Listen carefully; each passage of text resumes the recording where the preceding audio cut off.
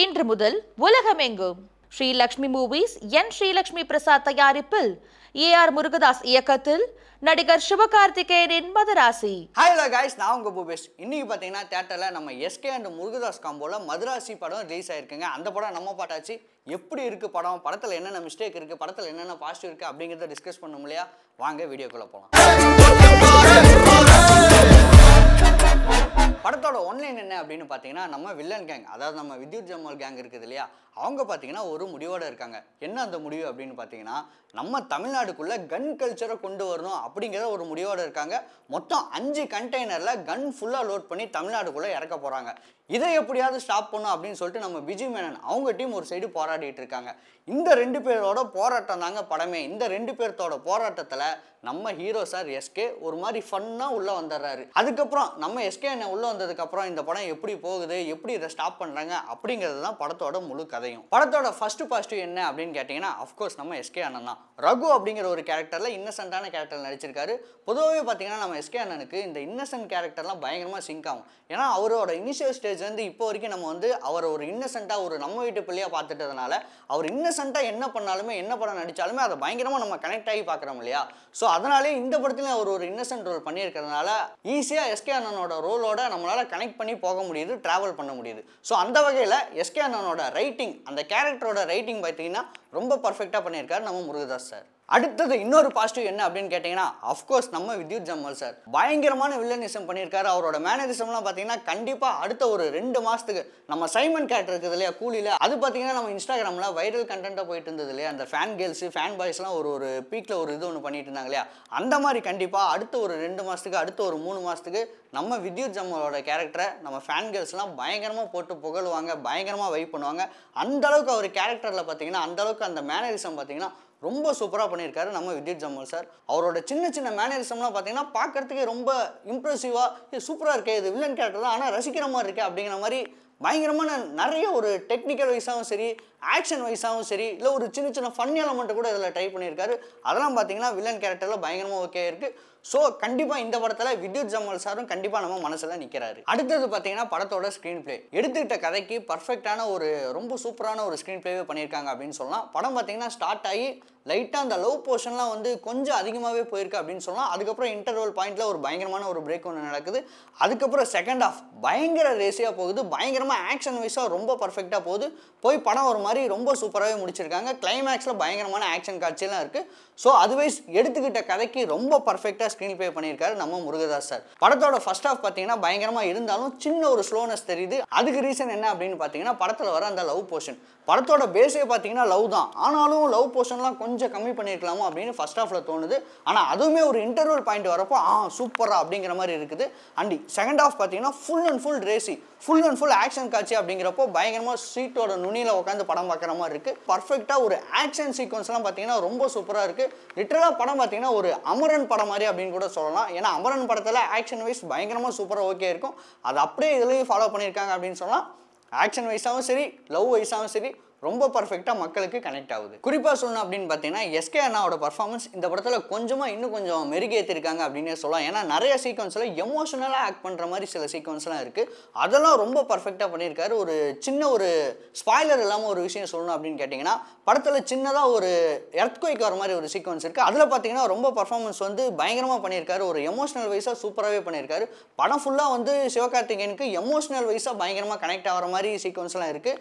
அதெல்லாம் ரொம்ப பர்ஃபெக்டாக ரொம்ப சூப்பராகவே அவர் வந்து ரெப்ரசென்ட் பண்ணியிருக்காரு அப்படின்னே சொல்லலாம். ஸோ இந்த படம் முழுக்க எஸ்கே அண்ணாக்கு பர்ஃபார்மன்ஸ் வைஸாகவும் சரி, கமர்ஷியல் வைஸாகவும் சரி, ஆக்ஷன் வைஸாகவும் சரி பின்னி பெடல் எடுத்திருக்காரு அப்படின்னே சொல்லலாம். அடுத்ததாக படத்தோட மியூசிக், நம்ம அனிருத் தான் மியூசிக் பண்ணியிருக்காரு. படத்துக்கு என்னென்ன தேவையோ அதெல்லாம் ரொம்ப பர்ஃபெக்டாக பண்ணியிருக்காரு.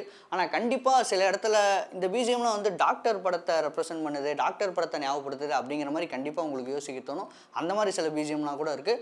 ஆனால் மற்றபடி பார்த்தீங்கன்னா வில்லனுக்கு ஒரு பிஜிஎம் போட்டிருக்காரு, அதெல்லாம் கண்டிப்பாக நின்று பேசுது. அப்புறம் டைட்டிலுக்கு ஒரு பிஜிஎம் போட்டிருக்காரு, அதெல்லாம் கண்டிப்பாக பார்த்தீங்கன்னா ரொம்ப சூப்பராகவே இருக்குது. மற்றபடி மியூசிக் வைஸாக இந்த படம் அனிருத்துக்கு இன்னும் ஒரு நல்ல படமாகவே இருக்கும். முக்கியமாக படத்தோட ஸ்டார்டிங்லேயே பார்த்தீங்கன்னா டைட்டில் கார்டுலேருந்தே பார்த்தீங்கன்னா அனிருத் வந்து அவரோட ஸ்கோரை பயங்கரமாக கொடுக்க ஆரம்பிச்சிட்டாரு. அதுலேருந்து படம் ஃபுல்லாக ரேசியாகவும் போகிறதப்போ அதுக்கெல்லாம் பிஜிஎம் போகிறது கொஞ்சம் கஷ்டமான விஷயம்.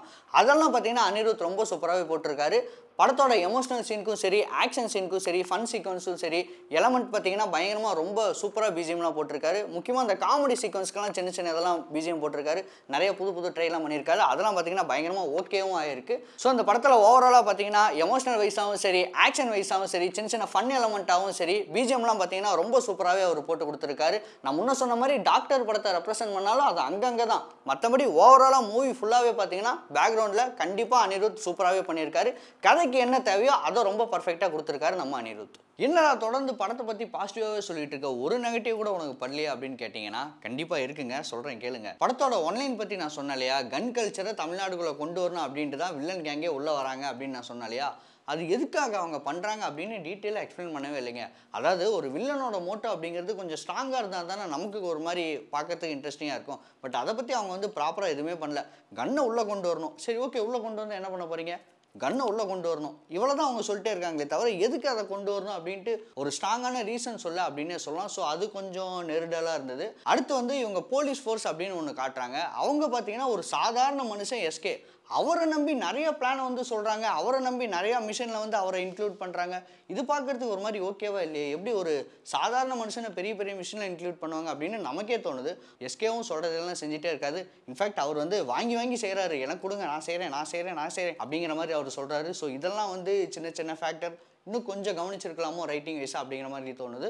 ஸோ இதெல்லாம் தான் சின்ன சின்ன மிஸ்டேக்காக இருந்தது. சின்ன சின்ன மிஸ்டேக்குன்ட்டு இல்லை, பயங்கரமாக நோட் பண்ணுற மிஸ்டேக்காகவே இருந்தது. மற்றபடி இன்னும் சில லாஜிக் மிஸ்டேக்லாம் இருந்தாலும் அதெல்லாம் பெருசாக தெரியல அப்படின்னு சொல்லலாம். பட் இதெல்லாம் பயங்கரமாக நோட் பண்ணுற மாதிரி இருந்தது. ஸோ அதனால நான் சொல்கிறேன். அடுத்து பார்த்தீங்கன்னா நம்ம பிஜி மேனனோட கேரக்டர், அவரோட ரைட்டிங் பார்த்தீங்கன்னா கொஞ்சம் இல்லாஜிக்கலாக இருந்தது அப்படின்னே சொல்லலாம். ஏன்னா அவ்வளோ பர்ஃபெக்டான போலீஸ் ஆஃபீஸராக நடித்தவர். பட் லாஜிக் வைஸாக பார்த்தீங்கன்னா நிறைய படத்தோட மிஸ்டேக்குக்கு அவர் ஒரு முக்கியமான ரீசனாகவே இருக்கார் அப்படின்னே சொல்லலாம். ஸோ அவரோட கேரக்டரில் இன்னும் கொஞ்சம் எழுதுறப்போ பெட்டராகவே எழுதிருக்கலாம் அப்படிங்கிற மாதிரி தான் எனக்கு பார்க்குறப்ப தோணுச்சு. அடுத்ததாக பார்த்தீங்கன்னா நம்ம விக்ராந்த் சார், அவரும் ஆக்டிங் வைஸாக ரொம்ப சூப்பராக பண்ணியிருக்காரு. ஆனால் அவரோட கேரக்டர் இப்படி தான் எண்ட் ஆகும் அப்படின்னு நம்மளால் முதல் சீனிலே அவரை பார்த்ததுமே கண்டுபிடிக்க முடியுது. ஸோ அந்தளவுக்கு ஒரு ஈஸியான கேரக்டர் வைஸாக அவருக்கு கொடுத்துட்டாரோ அப்படிங்கிற மாதிரி நமக்கு யோசிக்க தோணுது கண்டிப்பாக. ஸோ இதெல்லாம் தான் இந்த படத்தில் சின்ன சின்ன லாஜிக் மிஸ்டேக்காக, சின்ன சின்ன நெகட்டிவ் பாயிண்ட்டாக எனக்கு தோணுது. ஸோ இந்த படத்தில் பார்த்தீங்கன்னா இந்த மாதிரி சின்ன சின்ன மிஸ்டேக்லாம் கண்டிப்பாக இருந்தாலுமே ஆக்ஷன் வைஸாக இந்த படம் ரொம்ப ரேசியாக போகிறதுனால அதெல்லாம் நமக்கு பெருசாக டைமே இல்லைங்க கவனிக்கிறதுக்கு. படம் ரொம்ப ரேசியாக போதா, ஓகே நான் உட்காந்து பார்க்குறேன், எனக்கு ரொம்ப இன்ட்ரெஸ்டிங்காக இருக்குது, எனக்கு வந்து விசில் அடித்து பார்க்க தோணுது அப்படிங்கிற மாதிரி ஃபேன்ஸ்லாம் பயங்கர எக்ஸைட்டிங்காக பார்ப்பாங்க கண்டிப்பாக இந்த ஒரு படத்தை. அடுத்தடுத்து பார்த்தீங்கன்னா நம்ம ஹீரோயின், நம்ம பிஜி மேனன் சார், நம்ம விக்ராந்த், இவங்கெல்லாம் அவங்களுக்கு என்ன ரோல் கொடுத்துருக்காங்களோ அதை ரொம்ப பர்ஃபெக்டாக பண்ணியிருக்காங்க. இந்த மூவியை பார்த்தீங்கன்னா ஒரு மாதிரி ஹீரோயினை சரௌண்ட் பண்ணி ஒரு ஸ்கிரிப்டாக தான் இருக்குது. அதுக்கேற்ற மாதிரி அந்த ஹீரோயினும் ரொம்ப சூப்பராகவே பெர்ஃபார்ம் பண்ணியிருக்காங்க. இந்த படமே பார்த்தீங்கன்னா ஓவராலாக லவ்வை பேஸ் பண்ண சப்ஜெக்ட், லவ்வை வச்சு தான் இவ்வளோ ஆக்ஷன் சீக்வன்ஸும் நடக்குது அப்படிங்கிறப்போ அந்த ஹீரோயின் கண்டிப்பாக ரொம்ப பர்ஃபெக்டாக பண்ணியிருக்கணும்.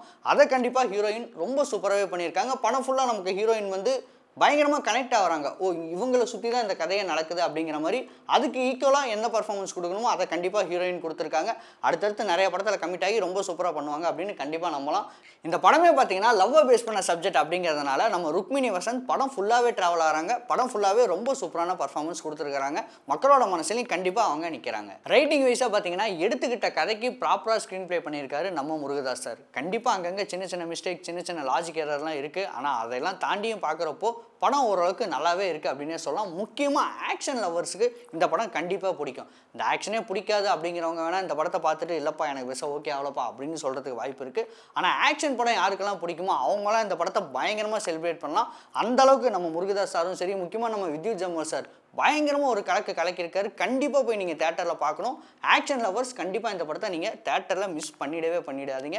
நான் பார்த்தீங்கன்னா ஒரு ஆக்ஷன் லவர். ஸோ எனக்கு இந்த படம் ரொம்ப சூப்பராகவே ஓகே ஆயிருக்கு அப்படின்னு சொல்லலாம். ஆக்ஷன் வைஸாக நான் பயங்கரமாக என்ஜாய் பண்ணேன் தேட்டரில். நீங்கள் இந்த படம் பார்த்துட்டீங்க அப்படின்னா கண்டிப்பாக வந்து கமெண்ட்டில் சொல்லுங்கள் என்ன ஓகே ஆயிருக்கு, என்ன ஓகே ஆகலை அப்படிங்கிறத நிச்சயமாக கமெண்ட்டில் சொல்லுங்கள். பரபரப்பான சினிமா செய்திகள், நட்சத்திரங்களின் பேட்டிகள், சினிமா வரலாறு ஆகியவற்றை பார்க்கவும் படிக்கவும் உங்களுக்கான இணையதளம் touringtalkies.co.